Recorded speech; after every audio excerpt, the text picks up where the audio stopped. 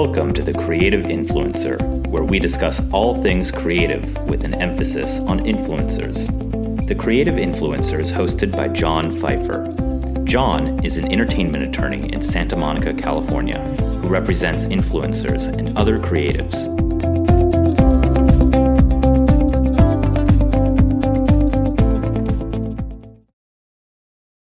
This is episode 6 of the 6th season of the Creative Influencer podcast.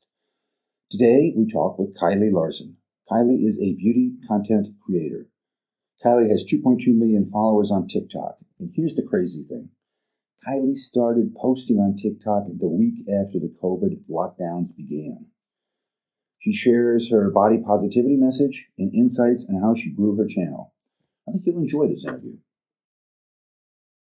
I am joined today by Kylie Larsen. Welcome to the podcast. Hello. You are a beauty content creator, I believe is how you describe yourself. Yes. And you're on Instagram, where you have over 200,000 followers. And I learned in doing my research, your first post was you were a junior in high school. And then Yep. Probably don't even remember doing that one. And then there was a short video of you receiving your diploma. And that's, the fact that you have 200,000 followers is impressive, but what to me is far more impressive is your 2.2 million TikTok followers. And what's crazy about that is your first video was posted 1 week after the COVID lockdowns. I think I was bored. And your first video was you sneaking into the bathroom and turning cold water on your boyfriend while he was in the shower. Yeah. That's something I would do. I can't believe that's my first one. Yes, yeah. It's your first one. But then you quickly started into makeup. Can you tell me about just the moment you decided to start a TikTok channel and then how the direction you decided to go with it? Yeah. Well, I kind of knew I wanted to be an influencer because I had seen them on Instagram, and I tried to go on Instagram to grow my following on Instagram, but it was really hard because I think at that point it was already oversaturated. There were so many people on there already, and the algorithm wasn't as easy to go viral. So Gary Vee was talking about TikTok because it was new and it wasn't very saturated and people were going viral very easily, and the algorithm was just set up that way. So I started posting for fun, and then I kind of studied the algorithm through watching YouTube videos to see, how to go viral. And then I got into makeup just because I think I posted me doing my makeup one day, trying contour, and I went viral. So I was like, well, that's easy. I do my makeup all the time. Might as well post. I don't want to come back to that, but because I don't wear makeup, I have to ask a makeup question. Yeah. Put strips along your cheek and then blend it together. Is that the normal way? Is that how women are taught to do it, or is that the way you do it? No, a lot of women do it. It's been around for a long time. I don't know the history of it, but it has been around for a long time. I know there were phases where women didn't do it. I think in the early 60s and stuff, I think blush was more popular and they kind of did that with blush, but contouring is a big thing now. It's like performance art to watch. Yeah. And it's kind of satisfying too. Yeah. So do you have, talking about kind of decoding Instagram and TikTok, figuring out the algorithms, do you have certain days of the week that you post? No. I just, maybe certain timing is good. Just when people are awake, I guess, to post. 5 p.m. when people get off work, or 12 when they're on their lunch. But I mean, it doesn't really matter the time. And then day of the week. It's probably better to do it on the weekdays, but I think that my best videos are when I upload them right after I do them, because it's just more natural. Because you're going to upload it, so then you're like, it just, I don't know, it just feels different for some reason than saving it and then posting it later. Do you ever take videos down? Yeah. Why do you take videos down? Sometimes I overshare.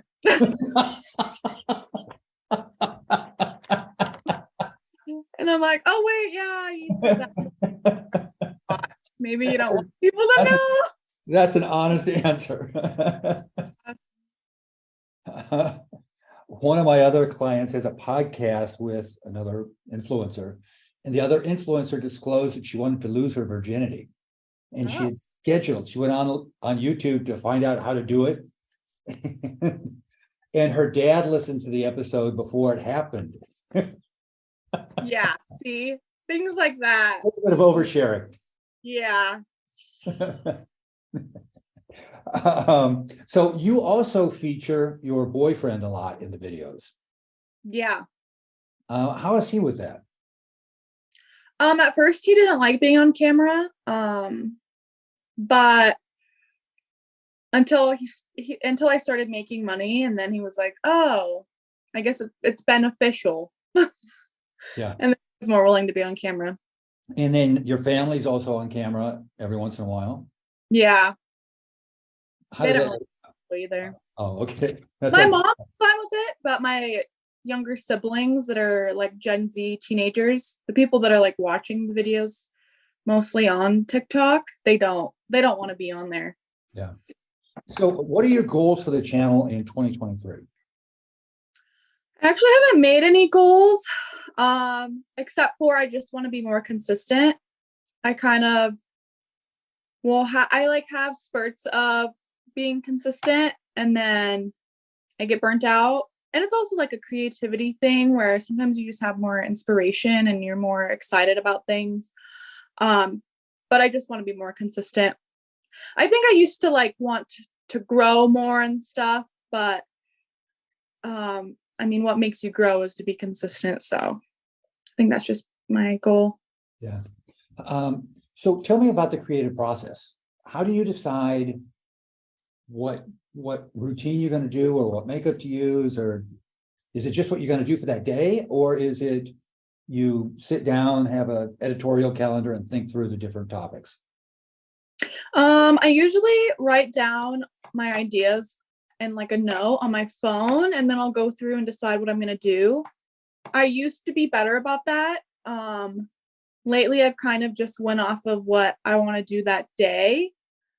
Or I'll like look back and see what did well before and do that again. Like doing a full face of products that I hate did really well, because I think that sometimes on TikTok, especially, that I've noticed, there's a lot of newer makeup creators. So they're a little bit scared to like say what they don't like because they don't want brands to be mad at them. So I think those videos do really well because people want honesty, and they want to know what not to spend their money on, because I mean, beauty products are expensive, but that's how I go about it. And you devote a fair amount of time to talking about body positivity. Yeah. There was, because Instagram is essentially the beautiful people's, or people would like you to believe it's the beautiful people's platform. Yeah. But you pushed back on that. Can you talk about that? I mean, I'll get you started. I found two in particular. Yeah. There was a TikTok where you pointed out stretch marks. Yeah. And then there was, my favorite was when they say girls over 150 can't wear crop tops. Oh yeah, that was funny. That was an old one. Yeah, I've done a lot of that. I've always struggled with my weight, and I know a lot of people can relate to that. So I think it helps people when they know that they're not alone in that. And I mean, I try to be like body positive. It's hard, but I mean, yeah, I just tried to talk about it more to help people feel like they're not How have you been able to keep centered on that? alone. Hmm. I feel like I'm not 100% there, but I think that it's better to find your worth in something else. I mean, women are smart and creative. I mean, there's so many other things that can be great about you, except like besides your body. Yeah. It's hard in the society though. But yeah, I think if you just put your focus elsewhere. Well, I teach a class at Pepperdine, and I tell my students, and it's directed to the men, look for a smart woman. Yeah, Everybody ages and the beauty will fade, but the smart will stay there. exactly. Yeah, exactly. Beauty does fade. Same with personality. Yeah. Smart Yeah, personality. Okay, smart, good personality. so I want to talk about comments. On a scale of 1 to 10, 1 being you couldn't care less what anybody says, and 10 being the comments really get to you. Where are you on that scale? I think it changes. It changes a lot. At first, I didn't care because I was going viral and that's what I wanted. I wanted this to be my career and that's how it was going to be my career. I think now that it's my career, I care a little bit more because I feel like, oh, I need people to like me so that I can get like more brand deals, and it helps my income and it makes me grow. But I would say right now, how much do I care? I feel like I'm super sensitive right now, actually.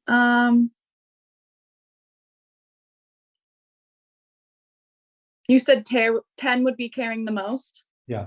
or the least. Maybe like an 8. How do you deal with that? It also depends on like how many comments. Like if a posts go viral and there's like 5,000 mean comments, I mean, yeah, that's gonna hurt a little. Odds are, if it went viral, there's not going to be 5,000 mean comments. Yeah. Do you read all the comments? No. How do you decide if, do you respond to the comments? Sometimes I rarely respond to the mean ones, but I respond to nice comments here and there. So you had said that your siblings didn't really want to be on camera. Yeah. How do they feel about you being out there? That their older sister is an influencer? I don't know. I haven't really asked. Their friends follow me, I guess, but I don't know how they feel otherwise. I don't really know. Does your mom understand it? I mean, a lot of Yeah. my clients, I'll talk to their moms and they're like, I don't get it. Yeah, I think she understands it. Not to the level I do, of course, but she does. Understands it pretty good. Okay. I'm going to shift gears on you. Talk about your creative process again. What's your biggest challenge when you're creating content? I think the pressure. There's a lot of pressure, like in the automatic either reward or not reward, especially with my account, because I have videos that go viral and some don't.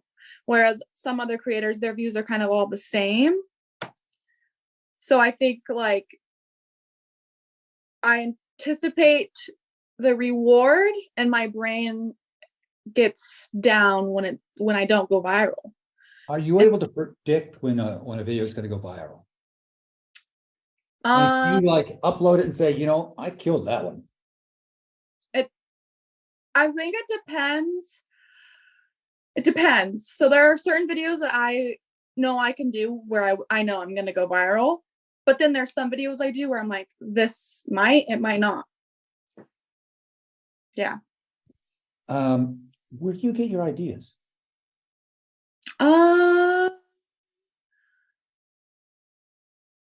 sometimes I will see other people's posts on TikTok and I will get ideas from them, or just like on my downtime when I'm not like on my phone or watching TV.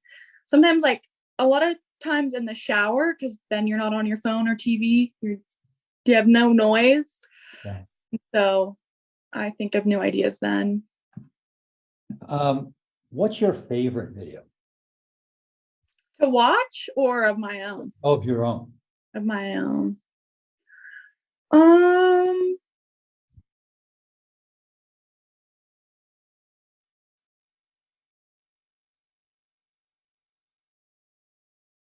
I don't know. That's hard. Maybe my scale video where I threw away the scale, or I mean, I liked that one. Just any kind of video where I'm like super vulnerable, or like, yeah, the video I did about binge eating, or yeah, things like that. Do you shoot for a certain length? And do you when you start out, do you want them to end up being a certain length, or is it just yeah, sometimes I go overboard though because I talk a lot. Yeah. Okay, so let's take you're going to do a 5-minute video. Ooh, yeah. How long does it take you to do that 5-minute video? Well, I usually don't do 5-minute videos. I do like a minute and a half. Like I do a minute to 3 minutes videos. Okay, better. So a minute to 3 minutes, how long does it take to do that? On the average, I would say 2 hours.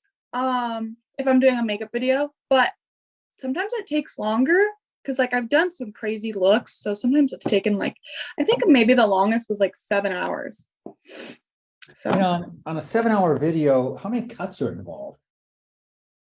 Well, sometimes it's a lot of behind the scenes that's taking so long, but for the cuts, I would say, I mean, a lot. I don't know how many, but a lot. Do you do your own editing? Yeah. Shifting gears again, how do you consume media? I mean, is it TV? Is it YouTube? Is it TikTok? Instagram? Instagram, TikTok. I watch YouTube vlogs. And I watch like personal development and wellness YouTube videos. And then I watch like documentaries on Hulu. I'm not really into watching TV that's not real. I kind of try to watch stuff that's going to benefit my life. Except for the vlogs. I mean, that doesn't really do anything. What? A vlog will benefit your life? Yeah, right? I mean, but probably. Okay, now we're going to go personal questions. So the listeners can get to know you. What's your favorite food?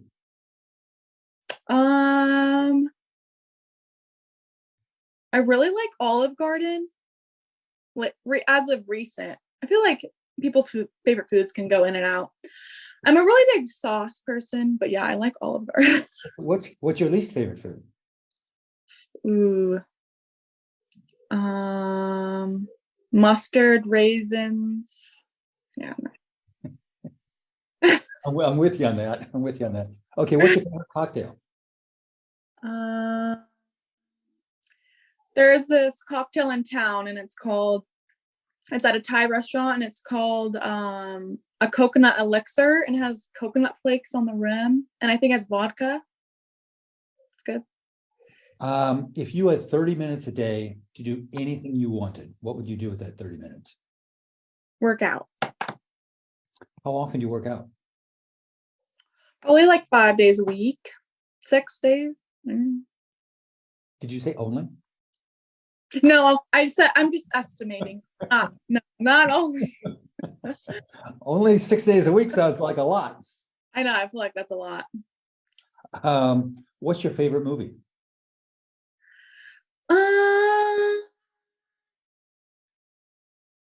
Maybe The Notebook. What's the last movie that made you cry?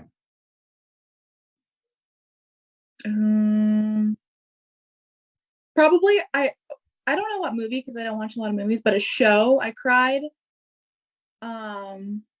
over this documentary that's on Netflix right now about a volcano erupting and people were on the island. I don't know if you saw one, but yeah. If you could star in a movie, who would you choose as your co-star?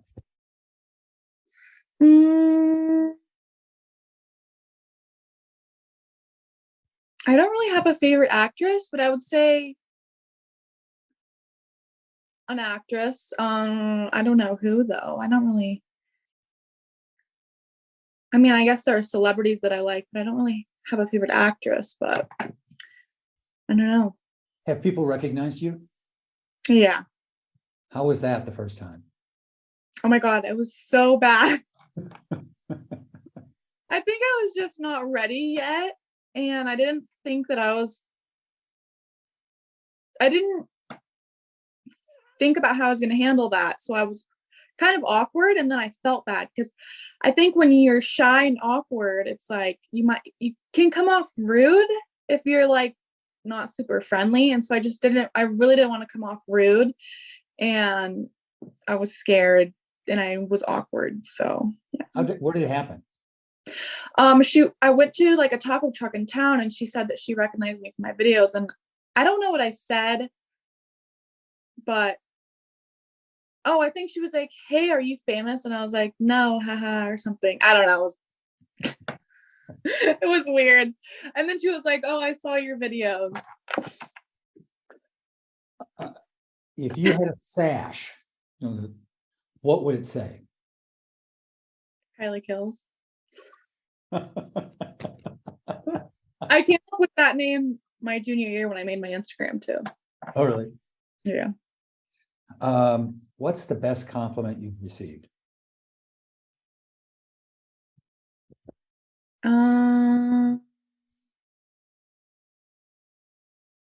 That I'm funny. You are funny. Thanks.